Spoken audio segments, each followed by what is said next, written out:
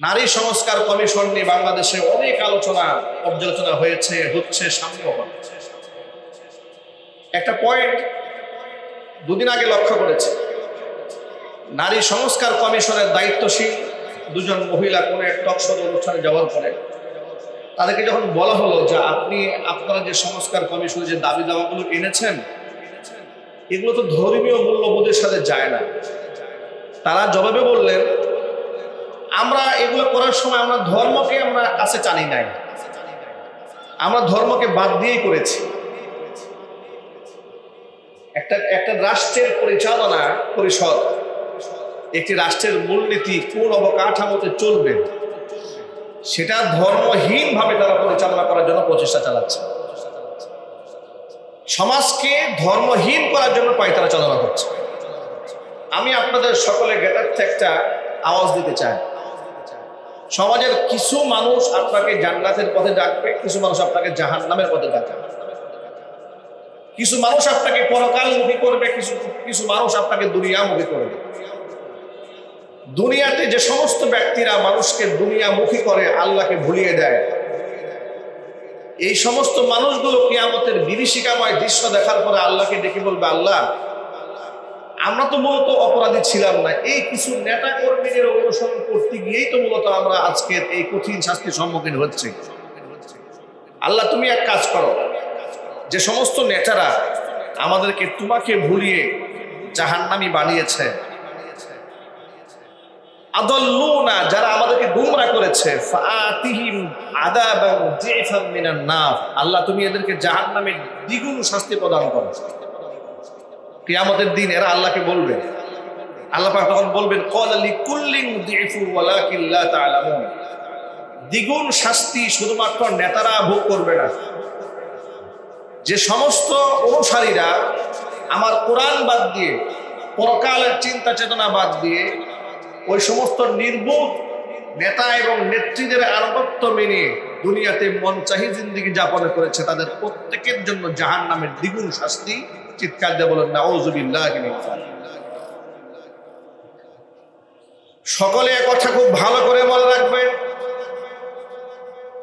কিয়ামতের দিন মানুষ একা একা জান্নাতেও যাবে না, আবার একা একা মানুষ জাহান্নামেও যাবে না। মানুষ দলবদ্ধ হয়ে জান্নাতে যাবে, আবার দলবদ্ধ হয়ে জাহান্নামেও যাবে।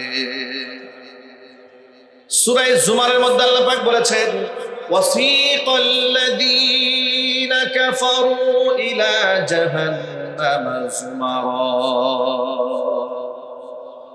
যে সমস্ত ব্যক্তিরা কুফরি করেছে এদেরকে দলে দলে জাহান্নামের দিকে টেনে নিয়ে যাওয়া হবে।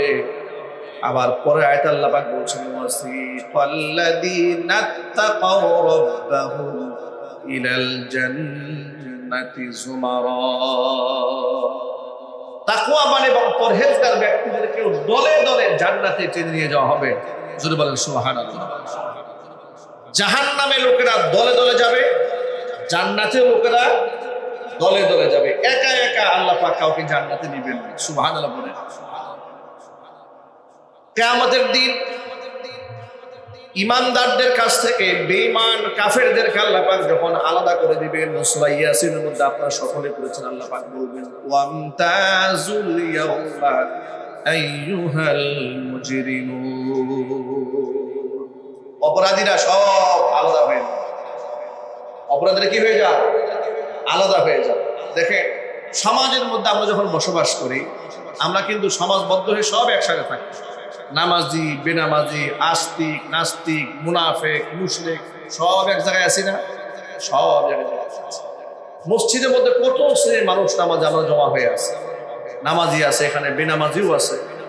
কিন্তু আমরা আপনাদের প্রতি সুধারণা রাখতে চাই, আল্লাহ পাক যেন আমাদের কাউকে বেনামাজি না রাখেন। জোরে কোন আমিন। দেখুন, সমাজের মধ্যে আমরা সমাজবদ্ধ হয়ে সবাই কত সুন্দর করে বসবাস করি। অনেক অপরাধী ব্যক্তিরাও সমাজের মধ্যে সম্মানের আসন নিয়ে বসবাস করে, ঠিক না? অনেক পাপিষ্ঠ ব্যক্তিরাও সমাজের মধ্যে সম্মান পায়, কারণ সে যে পাপ করে, পাপের তো কোনো দুর্গন্ধ নাই। পাপের যদি দুর্গন্ধ থাকতো তাহলে সমাজের সমস্ত অপরাধী মানুষগুলো থেকে লোকেরা শত শত কিলোমিটার দূরে চলে যেত, ঠিক কিনা বলেন?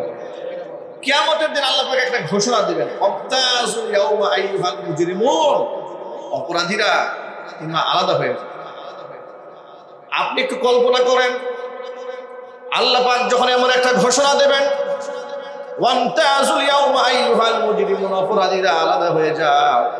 কোরআন বলেছে ইয়াউমা তাবিয়াদ্দু ওয়ুজুহু ওয়া তাসওয়াদ্দু ওয়ুজুহ, সেদিন অসংখ্য মানুষের চেহারা হাস্যোজ্জ্বল হয়ে যাবে, সুন্দর হয়ে যাবে কিছু মানুষের চেহারা, ওয়া তাসওয়াদ্দু ওয়ুজুহ, আবার অসংখ্য মানুষ চেহারা উচ্ছিদ বর্ণ কালো হয়ে যাবে। আল্লাহর পথের পথিক যারা, তাদের চেহারা হবে সুন্দর হাস্যোজ্জ্বল, আর যারা আল্লাহর পথের পথিক ছিল না, কিয়ামতের দিন তাদের চেহারা হবে কুৎসিত বর্ণ বিভৎসময় কালো। নাউযুবিল্লাহি মিন যালিক, কুৎসিত বর্ণ কালো রূপ ধারণ করবে। এখান থেকে আপনাদেরকে বোঝাতে চাইলাম, কিয়ামতের দিন আল্লাহ পাক দল ভাগ করে ফেলবেন। কি করবেন? ভাগ করবেন, দল ভাগ করে ফেলবেন। অপরাধীদের একটা কাতার আলাদা হয়ে যাবে, মুত্তাকিদের কাতার আল্লাহ পাক আলাদা বানায় দিবেন। অপরাধীরা লজ্জায় মাথায় এত নত করবে, তারা কেউ মুখ তুলে চাইতে সাহস পাবে না। সেদিন তারা লাঞ্ছিত, অপমানিত হবে অপরাধী মানুষগুলো। দুনিয়াতে আল্লাহ তাআলা মানুষের সামনে মানুষকে লাঞ্ছিত করেন, অপমানিত করেন। কোরআন থেকে শিক্ষা গ্রহণ করেন, তাহলে বোঝা গেল এই দুনিয়াতে মানুষেরা সংঘবদ্ধ বসবাস করলেও কিয়ামতের দিন নেককার আর বদকার মানুষগুলোকে আল্লাহ তাআলা একাকার করে ফেলবেন না, মানুষদেরকে আলাদা বাছাই করে ফেলবেন। আল্লাহ পাক যেন সেই কঠিন ময়দানে আমাদেরকে নেককার বান্দাদের মধ্যে শামিল করে নেন। জোরে কোন আমিন। নেককার বান্দাদের মধ্যে শামিল হতে গেলে নেককার মানুষের সান্নিধ্যে চলতে হবে, সৎ নেতৃত্ব গ্রহণ করতে হবে, নেককার ইমানদার নেতার আনুগত্য করতে হবে। বেঈমান, মুনাফিক, ফাসিক, ফুজ্জার, পাপিষ্ঠ, বেনামাজি এমন নেতার নেতৃত্ব মানা যাবে না, আনুগত্য করা যাবে না, তার হুকুমও মান্য করা যাবে না।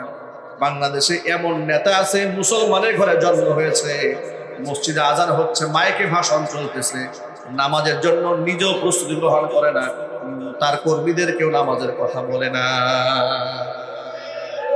আছে না? নাই? কথায় কথায় বলে আমরা ধর্মীয় রাজনীতি পছন্দ করি। যদি নামাজের কথা বলেন তাহলে বলে ধর্মীয় রাজনীতি পছন্দ করে, মৌলবাদী পছন্দ করে। নামাজ তো আমার অস্তিত্বের সাথে সম্পর্ক, ঠিক কিনা বলেন? আমি মুসলমানের পরিচয় তো নামাজ। সুতরাং আপনি কার সাথে উঠা বসা করবেন এই সিদ্ধান্ত আপনাকে দুনিয়াতে করে নিতে হবে। কারণ কিয়ামতের দিন আল্লাহ তাআলা আপনাকে ইমাম সহ দাঁড় করাই দেবেন। কি সহ দাঁড় করাবেন? আপনার নেতা সহ আল্লাহ পাক আপনাকে দাঁড় করাই দেবেন। এখন আমি যদি আপনাদেরকে ছোট্ট একটা প্রশ্ন করি, আপনারা ইমামদারের মতো জবাব দিবেন। আমরা কি কাল হাসরের ময়দানে ফেরাউন, কারুন, নমরুদ এদের মতো নেতার আনুগত্যশীল হয়ে হাসরের মাঠে দাঁড়াতে চাই? আবু জাহালের মতো ব্যক্তিদের পেছনে আমরা দাঁড়াতে চাই? নরেন্দ্র মোদীর পক্ষ হয়ে দাঁড়াতে চাই? আমরা খুনি স্বৈরাচারীর পক্ষ হয়ে দাঁড়াতে চাই? আমরা ইমানদার, আনুগত্যশীল রাসূলের সৈনিক হয়ে কাল কিয়ামতের ময়দানে সাহাবায়ে কেরামের পেছনে, তাবিঈদের পেছনে, উলামাদের পেছনে, শহীদদের পেছনে, সিদ্দিকীনদের পেছনে আমরা দাঁড়াতে চাই? ঠিক কিনা বলে? রাষ্ট্রের রাজনীতিবিদ কোন দলের মানুষই আমাদের কাছে ঘৃণার পাত্র থাকে না, সকলেই আমাদের কাছে ভালোবাসার পাত্র থাকে ততক্ষণ তারা কোরআন সুন্নাহর বিরুদ্ধে যায় না। যতক্ষণ আমাদের পুরো ভালোবাসাটাই নির্ভর করে এই কোরআনের উপর, ঠিক কিনা বল? আমরা কাকে ভালোবাসবো আর কাকে ঘৃণা করব এটা কোরআন আমাদের শিখিয়ে দিয়েছে। আমাদের মুহাব্বত, আল হুব্বু ফিল্লাহ ওয়াল বুগযু ফিল্লাহ, আমাদের ভালোবাসা হবে আল্লাহর জন্য, কারো প্রতি ঘৃণা সৃষ্টি হবে সেটাও আল্লাহর জন্য। আমাদের ব্যক্তিগত কোনো আক্রোশ নাই। আজকে গোটা বাংলাদেশে আওয়াজ উঠেছে আওয়ামী লীগকে নিষিদ্ধ করতে হবে। গোটা দেশে আওয়াজ উঠেছে, ছাত্র জনতা আন্দোলন করছে, রাজনীতিবিদরা তাদের সুর মিলাচ্ছে, আলেম ওলামারা তাদের সাথে একাত্মতা ঘোষণা করে রাজপথে ঝাঁপিয়ে পড়ছে। জুমার নামাজের পর বৃহৎ আন্দোলনের ডাক এসেছে, বাংলাদেশে বিভিন্ন জায়গায় জমায়েত হচ্ছে। আওয়ামী লীগের রাজনীতির সাথে আমাদের কোনো শত্রুতা কোনো আমলে ছিল না। শত্রুতা তখন তৈরি হয়েছে যখন আমরা দেখেছি রাজনীতির আড়ালে তারা এদেশ থেকে ইসলাম নিধনের চেষ্টা চালাচ্ছে। যখন আমরা দেখেছি ক্ষমতার চেয়ারকে মস্তককে শক্তিশালী করার জন্য ভারতের রয়ের সাথে আতাত করে বাংলাদেশের সম্মানিত আলেমের কবরের মধ্যে রশি লাগিয়েছে, যখন দেখেছি নরেন্দ্র মোদীকে খুশি করার জন্য 2600 আলেমের নামে মিথ্যা মামলা দিয়েছে, মাহফিলের মঞ্চগুলো ভেঙে দিয়েছে, মাহফিল থেকে নিরাপরাধ আলেমকে গ্রেফতার করে জঙ্গি মামলায় গ্রেফতার দেখিয়ে বছরের পর বছর আটকায় রেখেছে, বছরের পর বছর খতিব সাহেবদেরকে স্বাধীনভাবে মসজিদের মিম্বার থেকে কথা বলতে দেয় নাই, যারাই কথা বলেছে তাদের নামে মামলা দিয়েছে। এ কথা কি সত্য না অসত্য? আমি যে কথাটা বললাম আমি আপনাদের সকলের কাছ থেকে সাক্ষ্য গ্রহণ করতে চাচ্ছি। আমি যে কথাটা বললাম যে আলেমরা কি স্বাধীনভাবে কথা বলতে পেরেছে, কথা বলার সুযোগ তারা দিয়েছে, আলেমদেরকে তারা লাঞ্ছিত করে নাই, ইসলাম ধ্বংস করার ষড়যন্ত্র তারা আটে নাই, দাড়ি ধরে ধরে রাস্তায় আলেমদেরকে পিটায় নাই, শাপলা চত্বরে অসংখ্য মানুষকে তারা শহীদ করে নাই, অসংখ্য আলেমদেরকে গুম এবং খুন করে নাই, রাজনীতির আড়ালে যারা গুম করে খুন করে আলেমদেরকে জেলখানায় বন্দী করে জঙ্গি নাটক সাজিয়ে তাদের উপর অমানবিক নির্যাতন চালায়, পাশবিক নির্যাতন চালায়, তারা রাজনৈতিক দল হিসেবে বাংলার মাটিতে রাজনীতি করতে পারবে না। এটা শুধুমাত্র ওই ছাত্র জনতার দাবি নয়, এটা গোটা বাংলাদেশের আপামর জনসাধারণের দাবি। ঠিক করে বলতে হবে।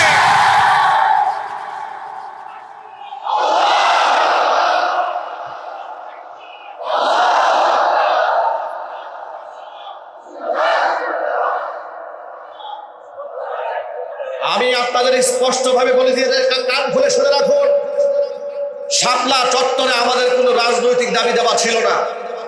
মুহাম্মদ সাল্লাল্লাহু আলাইহি সাল্লামকে যারা গাল বন্ধ করেছে, আমরা সর্বোচ্চ শাস্তি মৃত্যুদণ্ডের আইন চেয়েছিলাম, ঠিক কিনা বলেন? আমরা সংবিধানে বিসমিল্লাহির রহমানির রহিম চেয়েছিলাম।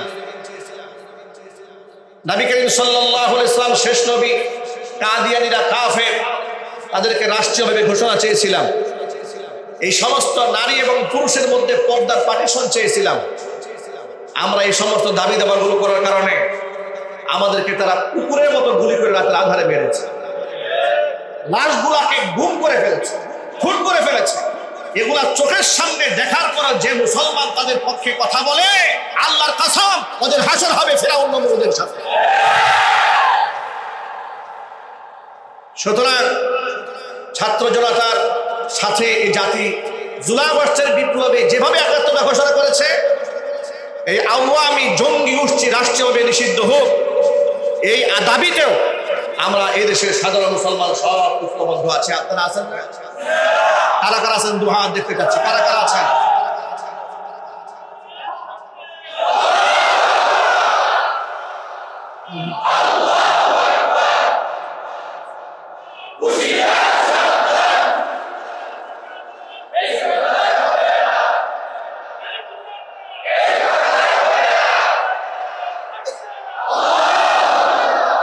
আপনাদের ভুলে যাওয়ার কথা নয়, 2021 সালে নরেন্দ্র মোদীকে আশাকে কেন্দ্র করে এই বুটবাজারে যখন আমরা আন্দোলন করেছিলাম, আমাদের উপর হামলা করার জন্য লাঠিয়াল বাহিনী নিয়ে ওরা দাঁড়িয়েছিল চিপাইচাপাই।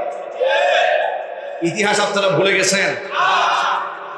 আমাকে আমার বাড়ি থেকে উচ্ছেদ করেছিল, বাসা যেখানে ভাড়া ছিলাম আমাকে থাকতে দেয় নাই।